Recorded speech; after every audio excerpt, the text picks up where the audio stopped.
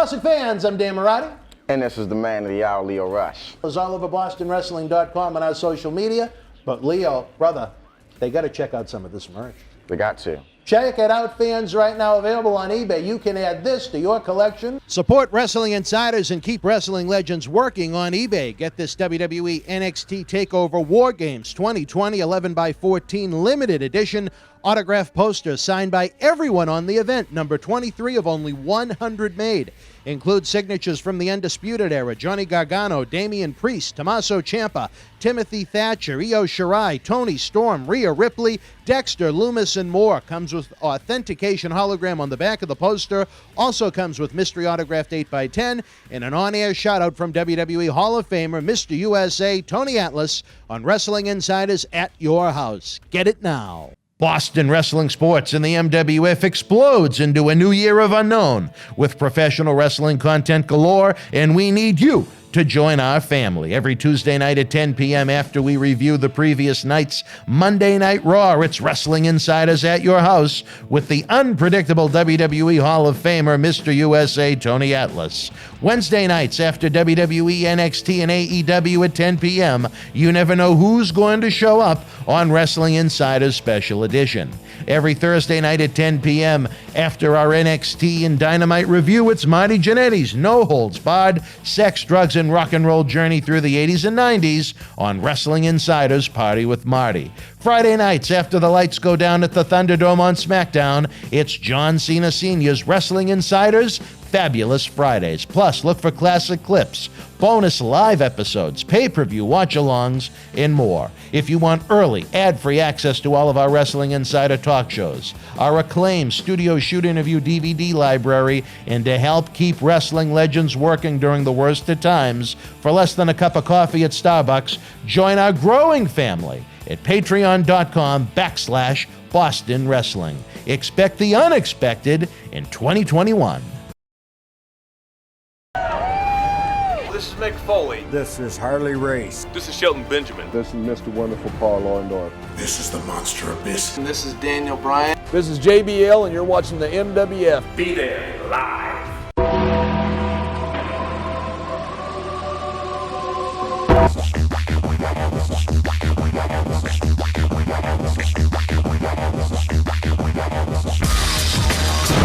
Wrestling fans around the corner, around the world, welcome to another installment of Wrestling Insiders Current Events. I am Dan Mirade. I will be joined by Dave Carter in just a moment as we break down the March the 17th, St. Patrick's Day editions of AEW Dynamite and WWE NXT on their respective channels. Two big nights of action as the road to WrestleMania continues. Folks, don't forget we will be LIVE live this Sunday night for WWE Fastlane, a show you probably know about as much about as WWE does at this point with the limited details that have been released. Maybe that'll make it even more interesting. Who knows? Again, a lot happening here in Boston Wrestling. If you missed the news, John Cena Sr. and I made the official declaration that Memorial Hall in Melrose, Massachusetts wants our Back to the 80s endeavor to be bigger and badder than ever before.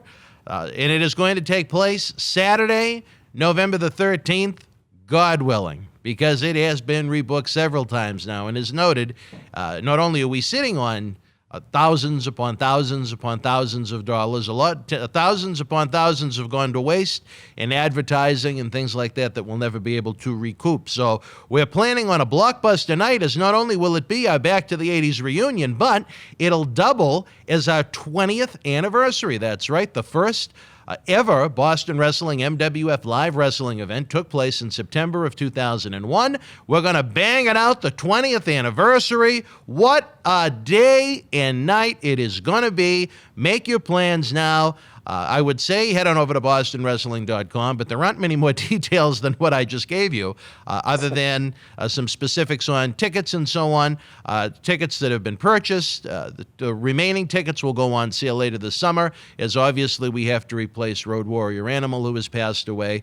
And our goal is to make it obviously the biggest event in company history. I know my good friend Howard Miller is here in the room with me. He's giddy with the anticipation hearing about back to the 80s being a 20th anniversary event. Nonetheless, also don't forget, folks, it is that time of year again, WrestleMania. Everybody's memories of their youth comes back to them when wrestling was so good in their minds, and they want to decor the man cave. The eBay store is open 24/7. Along with that, if you want to talk about reliving the memories with the superstars that created them, there is only one place for you to be. Yeah, there's WWE Network. Yeah, there's YouTube. But if you want to help keep professional wrestling legends working and have a direct impact, you have a direct impact on that, folks. If you want early, ad-free access to all 4 of our Wrestling Insider weekly in-studio shoot interview talk shows. If you want access to our world-renowned studio shoot interview DVD library that has been seen by millions online, millions more on The Howard Stern Show, and some of those great Patreon exclusives while helping keep those wrestling legends working, all for less than a price, all for less than the cost of an overpriced coffee at Starbucks, I should say.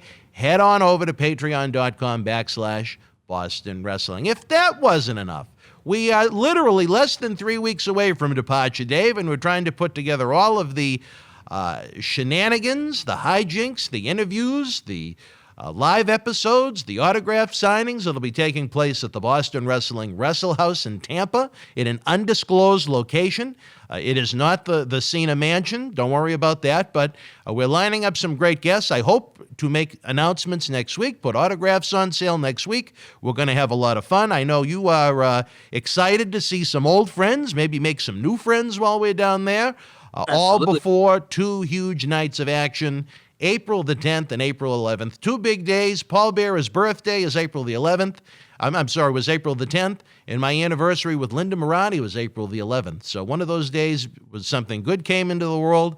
On the other day, something not so good, but that's a different story for a different time. Wrestle House news is coming your way, baby. And with that said, let me pass the baton over to the man that'll be joining me live this Sunday night for Fastlane, Mr. Dave Carter, the man that does not own salmon pants. No, I do not. What's going on, Well, I everyone? wouldn't be surprised if you had any brown or chocolate-colored ones, but that's a different story for a different time, too. Yeah, all right. There we go. We're going to kick off with you NXT first. St. Patrick's Day NXT. Good. That's the one I watched first, and I took my notes on first. All right. So let's go. That sounds good to me. So we kicked it off. One thing. This week, I didn't go through every word-for-word promo. I just couldn't do it anymore. So I picked out keynotes, like things that he said, but just so That's all you need, some bullet points. Yeah, just like they used to do it in the 80s and 90s. Yeah, just because it's too much now. They do promos again longer and longer. So we got Finn Balor in the ring. He goes, Kyle O'Reilly, beat him. Adam Cole, beat him. Been waiting for Karrion Kross. Kross comes out. It's me and you, one-on-one. They need to know who is the real champion. World needs to know it. Finn says everyone wants to be the champion. You walk the talk. You walk like a champion. But Finn Balor is the champion. Kross says, you're going to feel what it's like to get choked out. Finn says, you're going to feel what it's like to be in the main event and at TakeOver and choke. Danny Burch and Oni come out saying so many words from Finn. Keep on talking and talking between both of them. You should be fighting Pete Dunne at TakeOver. Kross, Pete Dunne will beat you too. Basically saying that Pete Dunne's going to take out Kross or Finn Balor. Sooner or later, Pete Dunne will be the NXT champion. Scarlett says, couldn't even understand some of the stuff she was talking about. But Scarlett says, put your tag titles against them. She's basically talking them up, rubbing their shoulders, just trying to persuade them. Had a little Ellen Dampsky in her last night. I don't know who that is. Trying to make psychic predictions almost. There you go. And then basically the tagline was, you're not a coward, right? She asked them. And Dani says, no, we're not a coward. We're going to have that match tonight. So that match is going to happen. Kross and Finn Balor are going to team up to take on Danny Burch and Oney Lorcan for the NXT titles. I thought it was good until you added Oney and Dani. Like, I liked the match at the end, but it's just there's so much. And it's like a little too much. But I mean, it wasn't bad. And I do like how they, they got Finn Balor, like, more or less give him some good taglines. Like, I liked how he said, you're going to be in the main event and you're going to choke, though, because he used the word choke. You know what I mean? Things like that. Yeah. That was good innuendo. But only, I guess, just to set up a match for later on. I guess it is, but it seems like they do that a lot. You're gonna get Sasha and friggin' Bianca facing, you know what I mean, for tag title matches. Could they win them? I think that's a little overdone. If I don't know, maybe. Well, it was a good enough mix. They were trying to kill two birds with one stone, building up the future championship match between Cross and Baszler, as well as the main event on the TV show. So, yeah, I thought it was fair enough. Okay. It served its purposes. They weren't just out there to talk, I guess. There was actually a reason behind it. And if that's the case, I can put up with even a good promo that's done for no reason.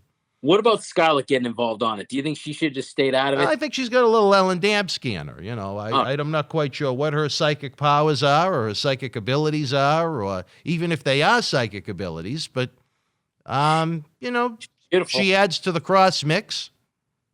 Yeah, she definitely is. She's a beautiful woman, so that's good, right? Well, I know maybe not your number one preference, but not too bad, I guess, in your eyes. Buddy. Anything is. Anyways, from the promo, we got our first match of the night, which was Dexter Loomis versus Austin Theri. But before Austin Theri comes out, he's talking to Gargano through an iPad, putting his hand on it and stuff. Just too much again with that. I have both are very talented. I love the Loomis gimmick. I think it's growing on me more and more. I can't stand Theri's gimmick. He needs to change that because Theri has so much talent. And in the match, when he was wrestling, it was back and forth match. It was good. I loved Loomis's uppercut, the punch when he threw him and, came up with. It was nice. He hit it good. If people could take that well, it looks really good on camera. I love the part when Loomis offered his hand to Theri and basically pulled him up, and but I don't like how Theri should have turned, because if he wasn't built with this gimmick that he has, he would have, did something else. No, he grabs him and hugs him and goes, I need you to, all that stuff. And then Loomis obviously turns on him, chokes him out, and gets the win. And honestly, Theri shouldn't have to risk these matches and lose, or it should be more believable if he's going to lose. This is crap, man, because how are you ever going to build this guy up if you keep on doing this to him? Because this guy, like you even say, is money. He's got money written all over him. Well, and I continue to believe that. I thought this was a solid match. I thought this was one of the better outings I've seen of Austin Theri in NXT, and I was kind of surprised by that, because to me, Loomis is more gimmick than he is in-ring ability, but Loomis looked pretty good here. Maybe that was a little Austin Theri rubbing off on him. Loomis was a little less boogeyman this week, too, which I think helped the cause. It was a little bit more serious of a match. The way and the Gargano nonsense at least was kept away from ringside during the match, and I think it helped the overall presentation. I thought it was, again, very, very solid match. Yeah, absolutely. I totally agree. I think if Theri could just get out of with Gargano, I think we'd be home free. I think from there he would be great. From there, we have a little backstage thing. Tomasso is again interviewed by I think Mackenzie Mitchell. Says Timothy isn't here, and basically tell her to run off and go find Fabian and Marcel and see if they've seen him. So I don't know, and tell them that they're gonna wrestle regardless. You know what I'm saying? I don't know. What'd you think of that? Well, maybe Timothy's trying to find the door that Aleister Black is hiding in to knock on for a fight. Yeah, absolutely. I have no idea. No, I was trying to be funny, but a poor attempt at humor, I guess. Yeah. No, it was fine. It served the purpose as the story through the show worked itself out. Yeah, absolutely. I totally agree. You don't think he's trying to find the door that Aleister Black is hiding in, waiting to knock on for a fight? No. Probably not. I don't even think they're going to use Aleister Black until his contract's up. So, I mean, I don't know. Maybe I'll be wrong. It's quiet in that room, I guess, for the time being. Right on. No one's knocking. Right. From there, we got Adam Cole coming down the ring. He said, last week, Kyle O'Reilly made a huge mistake. Cost him the NXT championship. Deep down, you are jealous. Basically telling Kyle, saying that to Kyle. He signed a death warrant. Regal comes out and says Kyle is hurt even more. Kyle O'Reilly ends up showing up on the screen and starts talking. I could barely hear him. I don't know if my TV is up pretty loud, but it was just too low for me. But I heard some of it, and it said he's basically making threats to Cole, saying, I'm gonna find you before you find me. And then Cole comes back with, no, Cole's, I'm gonna find you, Kyle, before you find me first. And back and forth. I thought it was kind of cool, which you didn't think Kyle was gonna be there, and I didn't have no idea he was gonna be there, so I thought that was kind of cool. I'm good. I'm excited for this feud. I am excited for this because I love Kyle. I love Cole. They both can work. I think it's going to be a good match when they do lock up. Yeah, no, I agree with you. I think it's going to be a good match. With the promo itself, when Adam Cole tries to play tough guy, I kind of get lost a little bit. I know. I know from watching MMA and boxing that they can be small, tiny people that are very, very tough human beings, but his presentation, there's just nothing about it that says tough or fearsome or anything like that. But, it served the purpose to try and build up what should be probably one of the better matches of WrestleMania week, I would guess. If I was to gander, I would imagine it would take place one of the 2 nights of the NXT TakeOver. Absolutely. I totally agree. Backstage, we get Ember Moon and Shotzi Blackheart backstage. They wanted to basically make history, and they did that by winning the tag team titles. Yeah. Robbie Stone comes over with his 2 girls and says, they say, why don't you put those titles up? Obviously, they accept. So next week, we're going to get NXT Women's Tag Team Title match. Yeah, nobody does. I was just going to say, I knew you probably didn't have much to say about it. From there, before they went to commercial, they showed Jordan Devlin arriving in a nice red Mustang. I thought it was kind of cool, but, they made him look like a superstar. I was just going to say, they made him look like kind of like important. That was good. From there, we get a match, which is Legado del Fantasma, Raul Mendoza, Joaquin Wild, with Santos Escobar versus Breezango. I love all 4 guys in the ring. I think they're all talented, especially Tyler Breeze. I wish they would do something with Tyler Breeze more than this. I see a lot of potential in him. I did see a lot of potential in him. I've always liked him, too, since he's been in NXT, brought to WWE. I just think he needs the push or something. I don't know what it is. I thought the match was great. It was smooth throughout. Legado del Fantasma win by pinfall. What did you think of the match before I get into after it? I like the match. With the lack of tag team depth on the main roster, I have no idea why Breezango isn't on Raw or SmackDown right now. As far as the push that Tyler Breeze needs, I think at this point it's safe to say the push he needs is one out the door to a promotion that could utilize his talents better than WWE. I think he's exceptional. Is he a main event guy? I don't know if I'd go that far, but could he be an upper mid-card heel? Could he be a guy that gets TV main events from time to time? Absolutely. It was a great gimmick. It got great heat. What's that now? He reminds me of like a younger Dolph. Who? Ziggler. Oh, okay. Yeah, I can kind of see that. Yeah, a little smaller than Dolph. But you know what I mean? Like someone that has it and that just needs it push, but he doesn't ever get, He doesn't get that. He is the term that I hate to use more than anything in professional wrestling, because it's sad to see when it's before your eyes week after week, month after month, and then when it becomes year after year, forget about it, wasted potential. Yeah. Just wasted potential. And I hate to say it, not to take anything away from his work. I think it shows in his physical presentation, because I think if I was going to knock one thing about him or try and make a suggestion to him, I would try and enhance his overall physical presentation. But at some point, you know what I mean?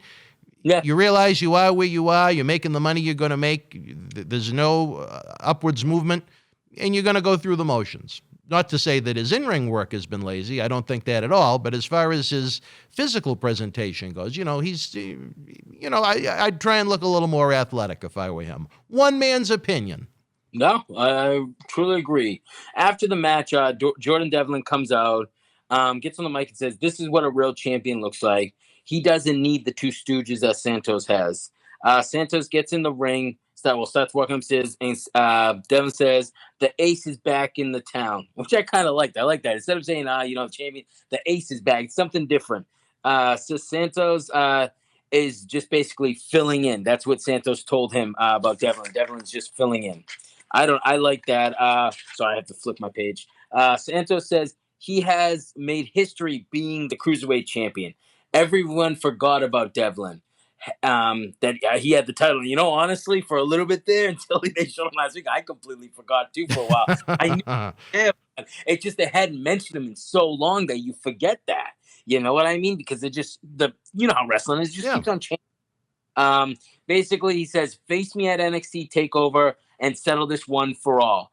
Devlin hits Escobar with a nasty headbutt, which was really cool. I liked it a lot. And he was bleeding from the mouth. I don't know if he really got him to make him bleed or what, but it was just, I love that promo. I love that after the match segment or whatever you want to call it. I thought it was great.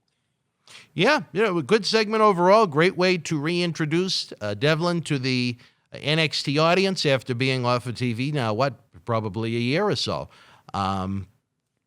Two great talents. I liked my idea that I suggested last week of taking a page out of the Razor Ramon and Shawn Michaels feud from 1994 with the two of them. We'll see if they go that route or if they have other ideas in mind for one of the two nights of takeover between these two, but it should be a pretty good match. Yeah, no, and you know what's funny is when they were making the match, like when he's like, you challenge me, I thought they were going to say that match. I was like, God damn, Dan was good. And honestly, who knows? They could still do that. There's still plenty of time. At least two episodes left, yeah. I honestly think that would add to it for these two guys. I really agree with you. I'd be more interested in it. From there, we get Cole backstage, asked if he's concerned what Kyle O'Reilly said. He said he's going to find him, and that's a promise. I was a little... I pulled the blanket up a little higher as I watched that promo on my TV. I was a little nervous at that point. And you probably pulled it over your eyes when you watched this one, right? Zoe Stock versus Dakota Kai with Raquel. I just wanted to shut my eyes at that point. Yep. I love Raquel out of the match. She's money, man. She's so big. She's gonna be doing. Big money Matt Hardy getting her corner. He'll help her out. Whatever. I think she's really good, and I think she's got money written all over her. She's young, and she definitely is starting to put it together. I think Zoe has potential, too. She's really good. I thought the match was actually really good. I know you're going to butcher me and hate me on this one, but I thought it was a good match. Some good reversals. There was a great dive onto Dakota Kai outside the ring. I thought the moveset looked pretty smooth for a women's match. Usually it's, a little sloppy. I thought this was pretty smooth. Dakota Kai got the win by pinfall. At the end, Io Shirai comes out after the match with a contract, slams it into Raquel's chest and says, sign it. I love that visual. I thought that was great too. It wasn't your normal, chasing. It was just sign it, got out of the ring, no punch, no fight, nothing. It was just, here you go. I thought that was kind of cool. I like that. I thought the whole match and the after effect was good too. Well, I really couldn't have cared less about the match, believe it or not. So much for the big push out of the gate for Zoe. But I agree with you that the angle that they did after the match was good. Yeah, there you go. We got a good from you. Nice. Regal backstage told he needed right now. Regal goes running down the hallway before the commercial break. His hair flopping. I thought that was kind of funny. We have a promo. We get grizzly young vets. And basically telling MSK that they're not messing around and that they're going to take them out. Real quick little thing. I don't know. What'd you think of it? It was quick and it was low. You know what I didn't like is they didn't go right to what Regal was running down the hallway for. They had to wait. That was one thing I wanted to say about that. Like, I thought we were going to come back. I hope Regal had sneakers on. Right? Apparently he had to run quite a distance. Right? I just thought they would come back with that, and then they didn't, and I almost forgot where, you know what I'm saying? Because they had a match next, which was Imperium, which is Bartel and Fabian. Maybe he called an Uber. I don't know, but it appeared to be what would have been quite a distance for him to finally reach them. Right? Maybe he did. Like I said, we had Bartel with Fabian from Imperium versus Tomasso Ciampa. I really like Imperium. I really like the gimmick. I don't know what it is because I don't know how you feel about it. I can't wait to get what you say about it. I like it. I just think it's different. I know they don't have a lot of pizzazz or anything like that, but they're just good workers and they can talk on the mic. I really enjoy them. I love the match. Good wrestling, good storytelling. Tomasso Ciampa won by pinfall. I love Walter. He came out to the ring. Imperium attacked Ciampa. Then Walter gets in there and starts just beating the hell out of Ciampa. But I love Walter. I don't know if you watch it, you probably don't, but if you watch any UK NXT, he's so good, man. I've actually missed every episode, believe it or not. Oh, wonderful. Well, you should check out Walter if you have a chance, man. He's really good. Oh, no. I mean, from what I have seen of Walter, I think he's fantastic. I awesome. missed the NXT UK presentation. I watch it because it's an hour. It's the same thing as it's a quick hour. You can't beat that. It's good stuff. But I know. Well, go ahead. Now, I just want to know what'd you think of the match, and what do you think of Imperium as well? I've never asked. Do you need an entire faction of them? I don't know. There's nothing bad about what they do. I think Walter is great. I think this gives Tomasso a fresh coat of paint, even though Tomasso looks like he belongs on one of those mountain men reality TV shows right now. Right. I think that's a little much, but I think Tomasso and Walter, I think you talk about a match I'd really go out of my way to want to see. That is the type of match that Dan Mirade would enjoy. The former MWF television champion, the $1 million investment, Tomasso Ciampa, and Walter hooking it up on NXT on Wednesday night, or maybe even the Thursday night takeover coming up WrestleMania week. Who knows? Who knows? From there, finally, Regal made it to where he needed to be because he sees Cole O'Reilly and Adam Cole getting arrested, yelling at each other. Regal out there doesn't know what's going on. He's just looking back and forth. I don't know. I just laugh because it's funny because Regal's expression, them two yelling at each other. You got some fake cops. It's like, what is going on? But hey, it was something. It was like live PD on NXT. Yeah, right? It was something. What did you think of it? It was different. You know, I hate anytime you involve the police in a wrestling angle, you start to lose me. Yeah, there you go. From there, we get LA Knight cutting a promo on the way down to the ring. I love it. He's a great talker. I can't wait to see the potential he gets in NXT. I'm also biased on him. I think he's great anyway, so I'm not going to lie. Big fan of his. I am. I think he's just a great promo, and I think if he's given the right potential and given the right good push, I think he can shoot to the moon. We end up getting LA Knight versus your boy, August Gray, or, Anthony Green, people that, also know him. I know you like him a lot. Bronson Reed shows up with Knight's leather jacket. It was basically like the Tommy Boy fat guy in a little coat. I thought it was kind of cool. He ends up stretching his arms, rips the leather jacket. Quick match. LA Knight won by pinfall. So there's not much really to say about him yet because it was just a quick little squash match. But I did like how they're building up a thing with Bronson Reed. I think that should be good because I like Bronson Reed. I already said I like LA Knight. I think it's going to be fun. Well, the match itself was what it should have been, a simple enhancement match to kick off LA Knight's presentation in NXT. I would have done without the Bronson Reed angle right now. Oh. I would have rather have seen his debut been promo, match, end of discussion. Then you slowly involve other people and you start the feud up. Why would Reed have this issue with a guy that hasn't even had a match yet? I don't know. I know he's cut a few promos and so on, but I'm very proud of my friend AG, a man that literally has been not only in the studio, but in the very spot I'm recording right now. But, I hate to say it, but you talk about exposed in the size of a WWE ring. He almost kind of looked like Jungle Boy. He was so slim. I didn't even I wrote it, but I didn't want to say it because I know you like him a lot. But I do like him a lot, but he just, in my personal opinion, my goal would be to try and hit GNC and find some supplements to try and beef up a little bit. Right. He looked very, very, very thin in a WWE ring. Yeah, and that's exactly. I just, I'm not gonna. I don't want to talk crap on him because I do like him too. Because we actually took him. We went to SmackDown. That's together. Right. Yeah, me, you. Is it August Gray? Yeah, August Gray, but it's Leo Rush and Velveteen Dream. Yep. And we met Oscar there. So I mean, another story for the book. Remember Leo Rush asking me if I had a plug in my car? Sorry, side note. It just always cracks me up because remember he's asking if I had an actual plug. Yeah. To plug his laptop in. It always stuck out to me. You had the 6-prong extension cord back there. Yeah. From there we get Raquel Gonzalez says EO made a mistake giving her the contract. Dakota basically pushes her off because I'm guessing they're going to end up having a feud or something because she seems like she's getting jealous because she ends up interrupting and says, we need to have another tag team match first. But she's like, wait a minute, so I think they're going to end up doing something there. It is what it is. I mean, if it's going to build to another decent women's feud or match, I'm okay for it. I know you probably don't feel the same, so go ahead. No, I don't feel the same. Exactly. I think the less the better. Moderation is key with them. Only the best of the best, the creme de la creme. There you go. Let me see it, and I'll be happy. After that, we get Regal all distraught. He says he has a solution for O'Reilly and Cole, but he doesn't say what it is yet. But he looked very upset about it. I wonder if it's going to be a match. Yeah, exactly. I wonder if that's going to be the solution. Yep, that's exactly. Good call.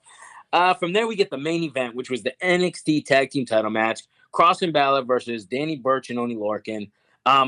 I love Cross's entrance. I think it's big time. It looks good on TV. I really like it. Cross is great. It was a good match. Actually, I put great match. Sorry. Finn Balor does the dropkick to Oney into Scarlett, which basically Cross was watching, didn't like that. He's making sure she's all right. Cross ends up taking Baszler and throws him against the post, throws him into the barricade. That slam, I love that visual. With those boards, even though they're annoying right now, if you're watching the match, probably slamming his head against those damn plastic borders or whatever they are. Oh, the noise they give off on TV is fantastic. After that, he throws Finn back in the ring, only pins Finn for the 3 count. Cross just pummeling Finn after, chokes out Baszler. Scarlett stops Cross and checks to see if he's all right. Cross then slams Finn down with a clothesline. Scarlett tells Finn everything happens for a reason. I like how that didn't bother me what she did in that, but just the promo, I didn't think she needed in the beginning of this NXT. She needed to get on the mic, maybe do the little persuading, but that's about it. I mean, don't get me wrong. I love Scarlett. I think she's a beautiful woman, so she can always be on TV. That's fine with me. What did you think of the match and the after effect of it? Another solid match. She gave you tag team champions, more credibility, pinning the NXT champion. Cross doesn't take a loss, as he should continue to stay undefeated. If I was the one doing the booking there. No, overall, good effort from all 4 of them. Good match. Perfect way to lead into the big 2-night event they have coming up, WrestleMania week. Absolutely. Done totally. right. For the grade, I gave it a 7 out of 10. I enjoyed the show. I didn't mind it at all. I thought there was a few little dull things, but for the most part, I think it was a good watchable show this week. I thought it was really good. I enjoyed it. Well, you know what? There was internet lore that the NXT roster was hurting because of a virus outbreak in NXT. But, I can only hope that there's a virus outbreak like that every week, because I thought this was a high-quality television show. Yep. It was what a wrestling TV show should be, not pay-per-view quality, just a television presentation with good wrestling that builds angles to the bigger shows. So like you, I gave it 7 out of 10. Awesome. Look at that. All right. For news, now for something like this, because we never really talked about it, do you want, even though it's more WWE news, do you want to talk about it a little bit or no? Well, what is it? It was just about someone getting inducted to the Hall of Fame. I figured. Oh, no, you can mention that. That's newsworthy enough. It's WWE news. Eric Bischoff is going to be getting inducted in the Hall of Fame, and I actually really like it. I don't know how you feel. I'm guessing you probably like it because he did have, a big thing on the business. I think it's well overdue, and I think it's cool. And I just don't know why they don't put him with the NWO. Maybe it's better that he's by himself. Well, honestly, I think you'll get a better speech. Right. You know what I mean? Hogan and Hall and Nash, they've already been through the motions before. I think Bischoff will lead to a better speech. I think the Hall of Fame is certainly being overdone this year. I don't think they need to have 2 years in one night. To be honest, I'd scrap it until next year when they can have fans again. Well, that's what I didn't think there was a law. There's been years they've skipped branded pay-per-views. Why can't they skip a Hall of Fame induction? They did it in baseball. And that's the thing. I would like to be there live to watch Eric Bischoff give, because honestly, I think he would be entertaining. Yeah, JBL is someone I'd certainly like to see get his moment in the sun. But you know what? They didn't call and ask for my opinion, believe it or not. Right. The story of my life. And the only other thing was X-Pac saying he's preparing for an in-ring comeback because he didn't like the way his career ended, and he still has some good matches left in him. Well, I hope he'll be joining us at Memorial Hall in the zip code of Champion 02176. X-Pac is one of my favorites that we've had here in the MWF over the years. I'd love to have him again. Awesome. Yeah, that's good. I like hearing that. I didn't. So you're excited that he's come back? Then you don't. Yes, very much so. Okay, good.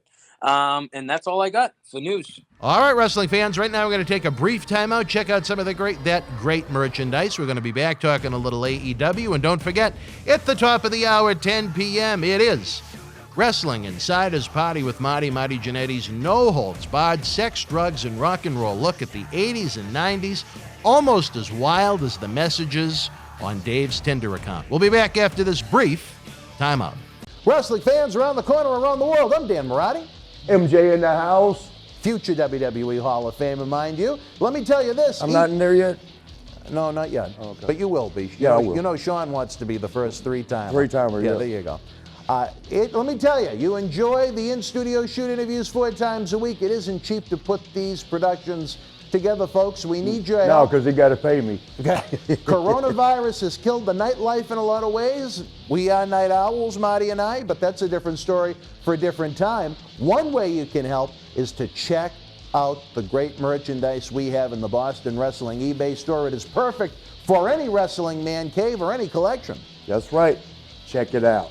Support Wrestling Insiders and keep wrestling legends working on eBay. At Survivor Series, it was champion versus champion as WWE champion Drew McIntyre battled Universal champion Roman Reigns with Paul Heyman. Get this 11x14 poster autographed by all three men. Limited edition, number 42 of only 50, with authentication hologram on the back of the poster itself. Comes with a mystery autographed 8x10 photo and an on-air shout-out from WWE Hall of Famer Mr. USA Tony Atlas on Wrestling Insiders at your house. Get it now. All right, wrestling fans, welcome back to Wrestling Insiders Current Events Take 2. We had some technical problems. This is actually the second time we're going to do this review. I don't know if we went a little overboard talking about breasts being painted green for St. Patrick's Day with Easter egg dye by Jackie the Joke Man, or Dave's love of a Dark Order of a different kind, but here we are back now discussing AEW Dynamite from Ursula Daly's place in Jacksonville, Florida, March the 17th, 2021. Dave, I pass the baton to you. All right, AEW St. Patrick's Day Bash. So we Was it called that? What? Was it called the St. Patrick's Day Bash, or is that just you? Oh, I didn't know. Oh, I didn't notice. Wow. They show, when the show kicks off, they show MJF and his crew getting out of a private jet. I liked it a lot. They're wearing suits, which we've talked about. They look like Evolution, almost like, back in the day. The Titantron in 04, yeah. Yeah, exactly. I thought it was cool. I actually didn't mind it. And at least they have some chemistry just wearing that. Later on, we'll find out what they're called. Anything to say? It made them look important.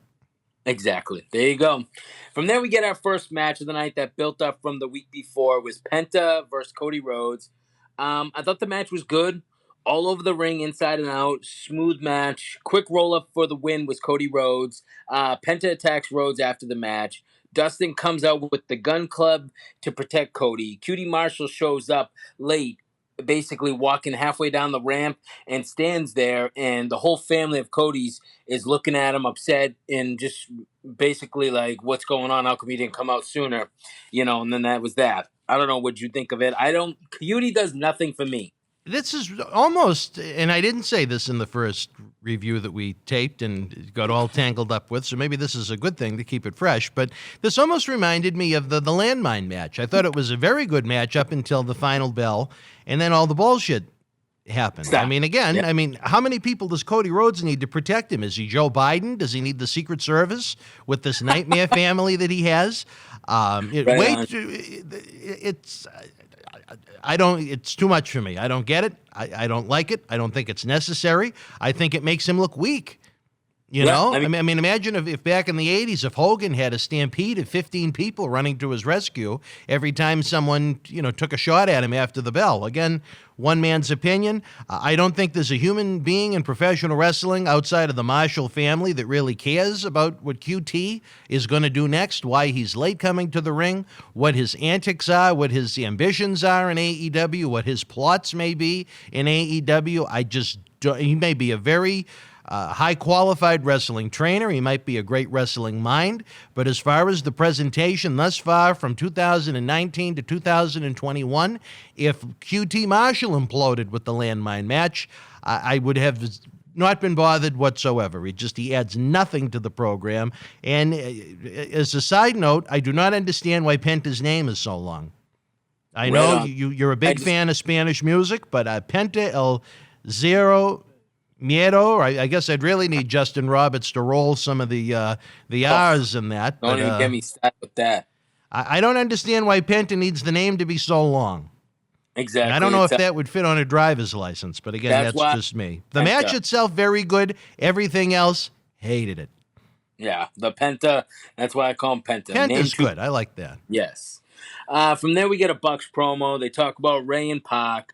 Don Callis interrupts them, I should say. I love Don Callis. I think he's great for wrestling, cuts a great promo. That's good stuff.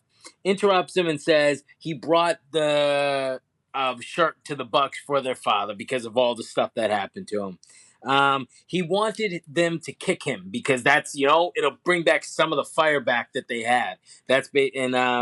He's basically talking down to him, saying there's nothing important about you guys anymore. And Kenny's the god of wrestling, which no, he's not, but whatever, you take it with a grain of salt. You guys are just another tag team. I want the same Nick and Matt from New Japan, he says. I like it. I totally agree with that. I think it's good. I think Don Callis is great for wrestling. What about you? I think Don Callis' promo work is saving this angle. Yes, because there are some guys in there that you can go back and forth about what you think about their in-ring work, but as far as the promo work goes, it leaves a little to be desired as far as the fire goes. And Don Callis, he's a verbal machine. So, I mean, he's a good addition to what they're trying to do in AEW right now. Right on. I can't disagree. Then we get Jade Cargill versus Dani Jordan. Quick match, about 30 seconds, basically a squash. Jade won by a pinfall. After the match, Red Velvet and her getting a little push and shove match. She's on the other side of the guardrail. I love Jade. I think she's a beautiful woman. I think she's getting better. I think she can add some stuff to the women's division. When you had that little brawl, it was like what Randy Savage said to Hulk Hogan right before WrestleMania 5. There was lust in your eyes. Oh, okay. There you go. What about you? What do you think of it? I'm glad the match was short. I really didn't care for the brawl, and that was that. There you go. Then we get MJF with the group where they walk down to the ring. Tully gets on the mic, talks about the Inner Circle. He says they are the baddest group. MJF gets on the mic, says he is the most charismatic man. Basically, with the Inner Circle, he plucked feather by feather with the group, trying to tear them apart. You wouldn't have seen it coming, he said to Jericho. I wanted to end the Inner Circle and build one even stronger. This is the pinnacle, he says. That's the name of the group. I love the name. I think the name is fantastic. Talks about all the guys in the group and it goes all about their accolades. Says every single, good thing about them and what they bring to the table. They will take what we want when they want. And right now they want the Inner Circle's locker room. He tells Chris Jericho that he is the better worker, the better wrestler, and he knows it. I like this segment. I didn't think it was too long. I liked how he gave everybody's accolades, what they mean to the group, and I love the name. What about you? Yeah, like I said in the first version, when we tried to record this a little while ago, I think Pinnacle, that would even be a cool name for a wrestling TV show. It really fits what they're trying to do with MJF and company. It's a good mix.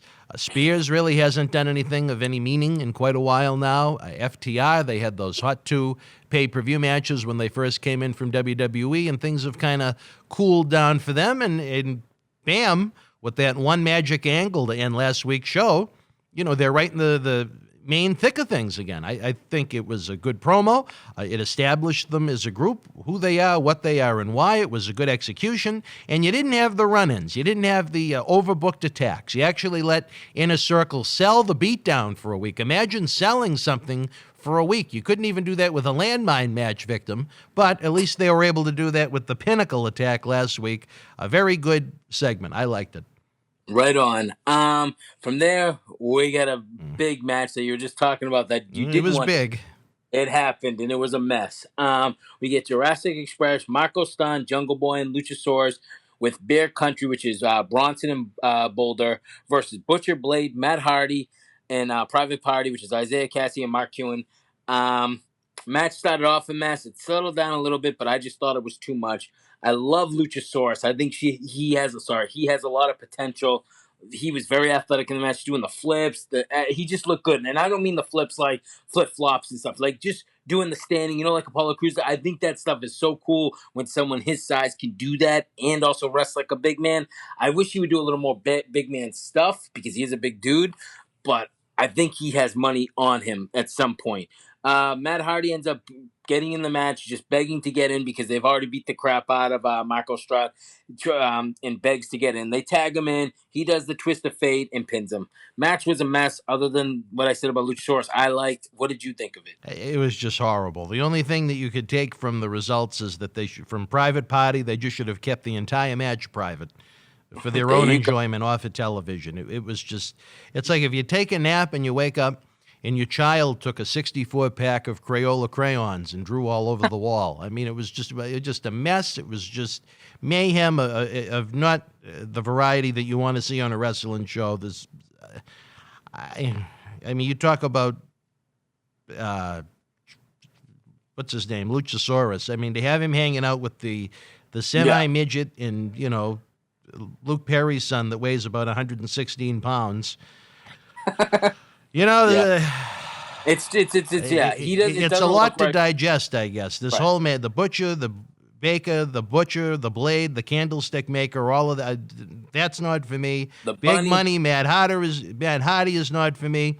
I've seen bits and pieces of Bear Country where I think there's potential in them. I think there's eons of potential in Private Party, but the rest of it, it was just the wrong mix and too many in the mix.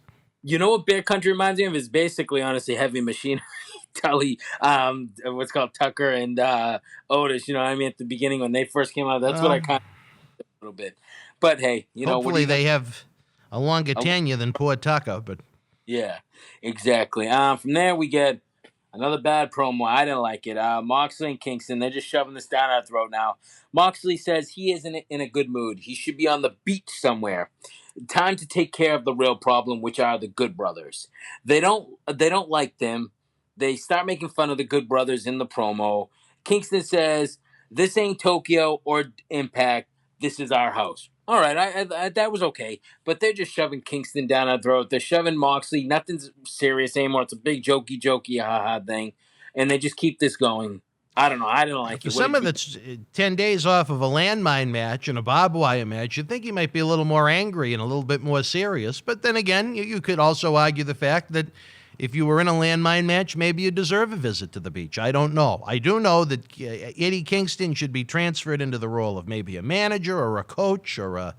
God, they don't need any more factions in this company. But the physical presentation isn't there. The wrestling presentation isn't there. He cuts a good promo. Like I said, he reminds me of someone that you'd be sitting near in an MSG house show that was a smart fan that knew all the facts and so on and so forth. He can deliver verbally, but other than that, there isn't much. That's a good description. I like that. Then we get Christian Cage backstage. Says he's the workhorse. You know his reputation. He makes wrestlers better, and he makes wrestling better. You will remember once he steps in the ring, only one spot that he cares about, and it's Kenny Omega's spot. He tells Kenny, "You are on borrowed time." Why am I in AEW? He answers the question after going through that. To cement his legacy, to outwork everyone. I loved this. I thought this was short and sweet, and I thought it got to the point. It was great. And I'm happy that Christian's back doing stuff like this. If only every wrestling promo could be this simple. Short, sweet, to the point. It got the point across. There weren't any verbal altercations. There weren't any physical altercations. There weren't any run-ins. He wasn't jumped from behind. He simply said what he had to say, and it ended. Now, do they need to do it again next week? No, he doesn't need to tell people again that he's the hottest working guy in wrestling. We've established that. Now you take the next step in the puzzle. But we'll have to wait and see where it goes from there. But as far as what they did with him on this one episode, it was perfect. It left you wanting to see more and wanting to know what he's up to. I just hope he doesn't become like another Sting, where every week we get another promo because he's that's what we can have with them. That remains to be seen. Right. From there, we get Good Brothers attacking Kingston before the match. They beat on each other for a while, and then they finally get in the ring. The match starts. Good Brothers versus Kingston and Moxley. Hard-hitting match. Not many moves. It was a long match. Long match. I didn't really care about it. I thought it is what it was. Moxley rolls up Anderson to win the match. I don't know. I didn't really care for it. I thought it was a throwaway match. Nothing really happened. Good Brothers attack Moxley after the match. Omega comes out acting like an idiot. I literally wrote that too because it was stupid. He's snapping his fingers, walking down the ring, just being stupid. Don't like that crap. They just beating on Moxley, ready to stomp the chair that's wrapped around Moxley's neck. The Bucks come out to stop it. They're all trying to give the Bucks a too sweet, trying to get them to join aboard too. They say no. Omega and Matt Jackson face talking crap, but it's not believable because you got Omega about the size of a 15-year-old. You got Nick Jackson that's about 4'2", looks like a little kid. I don't like that stuff either. Stay away, just talk. Don't get face. Like you guys are two tough guys or something. Not. 2006 DX. There you go. I didn't like this at all. I thought it was a waste. The match itself, when Kingston wasn't in it, wasn't all that bad. But again, the Young Bucks, you have to present them in a certain way. And as you said, as Brody and Hanson, they are not. Eddie Kingston, the less the better. I don't like comedic Kenny Omega. I would have done it a lot differently. There you go. From there, we get Tony Schiavone, where he always is. He's cemented in that spot during this segment. He loves to do that introduction. And Darby Allin. But he wasn't wearing his puffy jacket tonight, though. Did you notice that? Well, it was St. Patrick's Day. He wanted a little variety for the holiday, I guess. I was just saying, because you always point that out. Darby talks about when he won the championship. He's only defended it 3 times. He wants to defend it all the time. He challenges the Dark Order. Archer comes out and interrupts, says it's his time all the time. He thinks Darby is a joke. Jake calls him Winnie Boy or Whiny Boy, whatever he said. Taz's group comes out. Cage ends up taking the mic from Taz and says, Sting, you stuck your nose in the wrong business. But Cage says, I respect you. Says you are an icon, and he just makes the group go crazy because they're like, what are you doing? Don't say that. What? And the group is pissed. He just walks off. So I don't know if this is him trying to break apart from them or he's just telling it like it is. I don't know. But if it is, I like this because I don't think Cage needs to be in it. Cage is too good to be in a group. He's just a big dude that's very athletic. I don't know if you've seen any of his other work, but he's very good. He can do all the moves. He's good. He's good stuff. And he can talk. You know what I mean? I think there's money with him. What did you think of it? This was 2 weeks worth of material wrapped up into however long it went. And it wasn't very good. There was no need for 61-year-old Sting to be out there again this week to contribute absolutely nothing. He didn't even speak. It should have been a simple angle if they wanted to create a vendetta, a feud with Archer, Jake, and Darby Allin. Simple. Yeah. Then next week, if you want to move on to the return of Taz's faction with Sting, okay, fine. To mold it together is like trying to make a chocolate cake and a lemon meringue pie in the same bowl. It was too much, overbooked, didn't like it. It was just too much.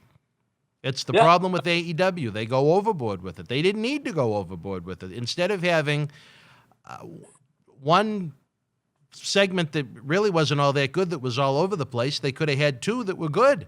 They just needed to separate them. It's my problem. It's not just AEW. It seems to be the majority of professional wrestling right now. There's no pacing and there's no patience. They just want to do everything in the moment. I can't disagree with that. There we get Ray Phoenix with Pac versus Angelico. Decent match. I thought it was okay. It was fine. Ray Phoenix won by pinfall.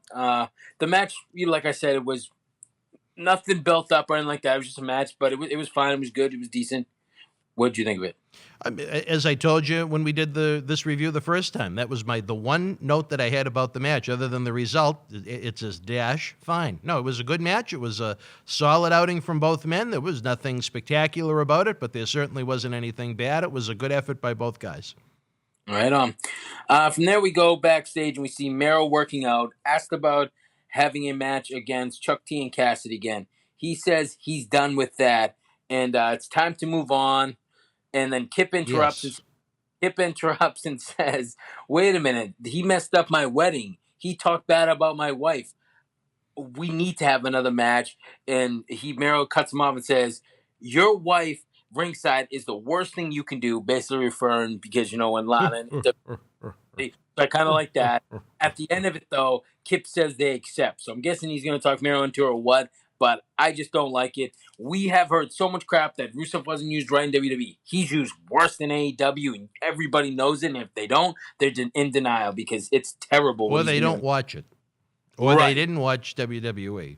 Anyone that's watched both shows, how can you debate it? Not only that, not only is it lousy creative material, but again, you're teasing dissension in another one of these groupings.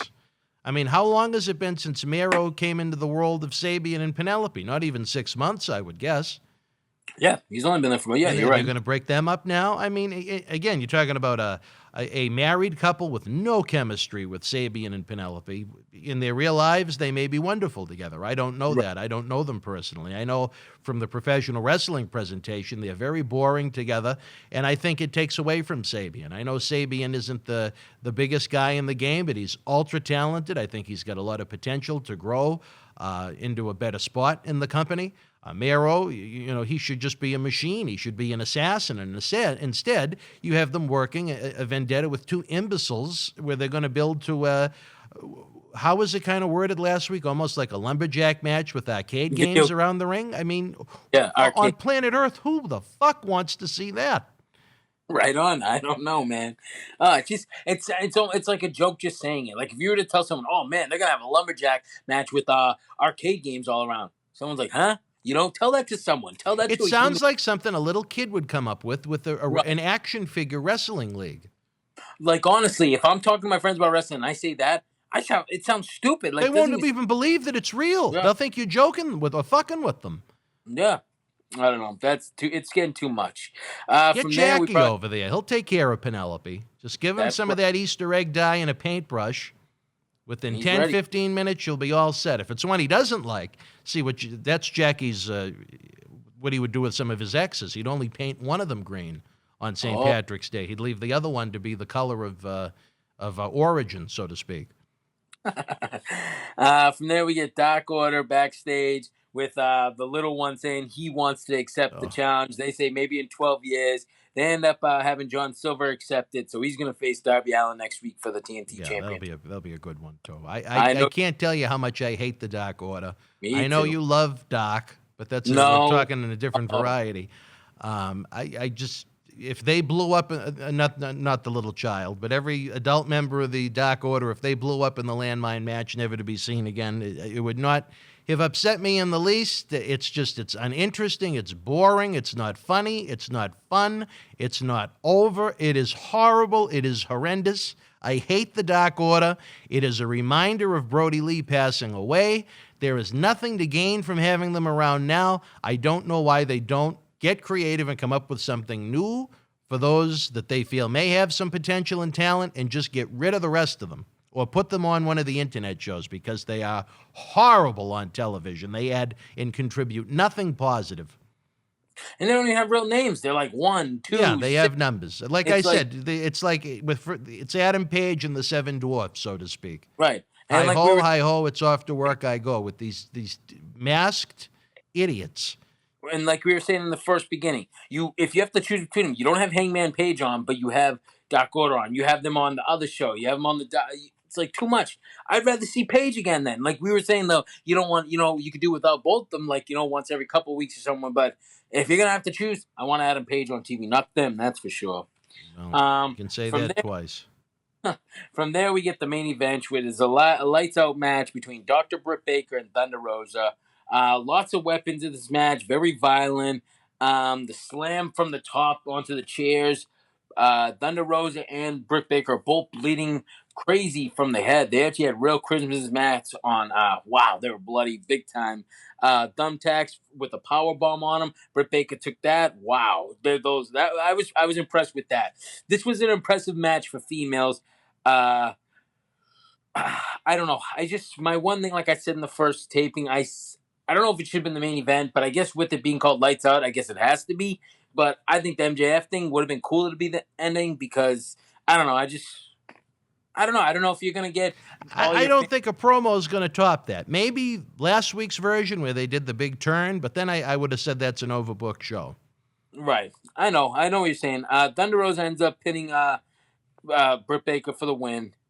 I just thought it was a good match. I'm not taking anything away. They killed it for sure. Like I was reading some reviews where they said this was the best AEW match ever. No, not at all. Give me a break here. It's the best women's match they've seen in a long time. No, not at all.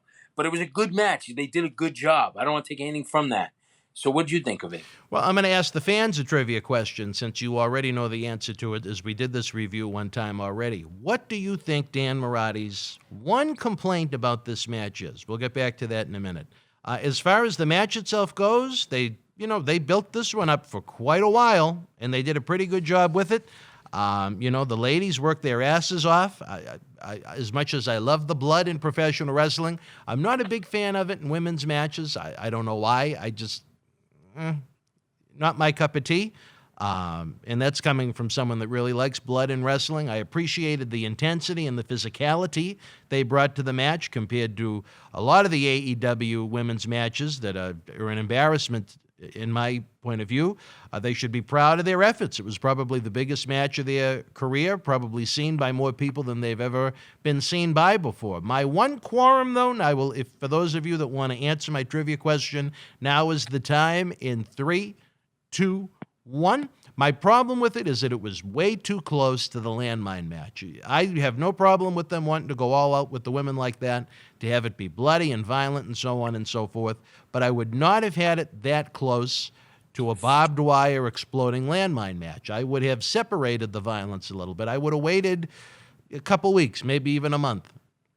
Let it just be wrestling for a little bit, and then build up to something really hot and heavy again. And I think the fans would have reacted even better to what was a well-received match between Thunder Rosa and Britt Baker on Dynamite last night. One man's opinion. I don't think you need to have the blood and the ultra-violence every week, or people it becomes the norm, so to speak. You don't want that to become the norm. If you have it several times a year in good angles, it can be very, very effective. I think that's what's missing from WWE right now. But it doesn't need to be done twice in less than 2 weeks. Right on. I can't disagree with that. The grade, I gave it a pretty decent grade. I gave it a 6 out of 10. Like I said, there were some things I didn't like, but it was a good amount of stuff that I did like, and I liked some of the matches. I liked the Pinnacle, the name of the group. I thought that was a good promo to establish them. I gave it a 6 out of 10. What did you give it? Like I said, I must have been feeling pretty good when I was watching it, because as I gave the review, I probably would have gone a little lower now than I did. But like I said, when I give my grades, I grade it right at the end of the program. I gave it a 7 out of 10 because the things they did well this week, they did very well. Like a lot of AEW television shows and pay-per-views, you have a couple of matches, a couple of segments where they absolutely knock it out of the park amongst the best wrestling material of the week. And then you have a few segments where it's like, how can you even put this on television? It's so bad. And you had a little of that last night, but they did have a couple of really good segments, some good matches. I enjoyed the show overall. The good was much better than the bad, so I really have to say it was a good night of wrestling. I enjoyed both shows. Absolutely. I can't disagree. One thing, I have no news or notes this week. Because nothing in AEW. I don't want to talk about WWE on the AEW. All right. That for the NXT show, so I didn't get anything. That's about it, other than our live watch along this Sunday that I'm very excited about for Fastlane. That's it. We are literally on the fast lane to WrestleMania right now, as we are about 20 days from departure for when we head down for our big Wrestle House extravaganza, where we're lining up superstars to be joining us for interviews and live episodes and cyber autograph signings. Again, at 10 o'clock tonight, the top of the hour, which we're very, very close to as we speak, Marty Jannetty shoots on the Macho Man Randy Savage losing the WWF Heavyweight Championship at WrestleMania 5, the post-WrestleMania layoffs, the return of the legendary Superfly Jimmy Snuka after some of his drug and death issues that surrounded him, Dino Bravo, and more.